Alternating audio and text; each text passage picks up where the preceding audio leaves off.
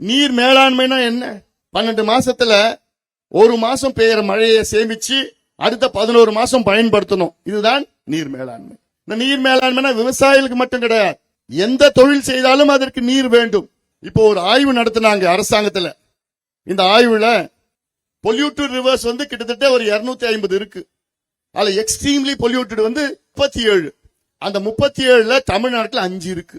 தமிழ்நாட்டுல 5ல சேலத்துல 3 இருக்கு. வசிஷ்ட நதி, திருமணிமுத்தாறு, சரபங்கா. இப்ப இந்தியாவிலேயே அதிக மாசுபடுத்தப்பட்ட ஆறுகள் 37ல சேலத்துல 3 இருக்கு. இது எவ்வளவு பெரிய துரோகம் உங்களுக்கு இந்த திமுக கட்சி செய்திருக்கிறது. 60 ஆண்டு காலம் ஆட்சிக்கு வந்து இவங்க என்னைக்கு தமிழ்நாட்டில் கால் வச்சாங்களோ திமுக, ஆறுகள் எல்லாம் மெல்ல மெல்ல செத்து கொண்டிருக்கிறது.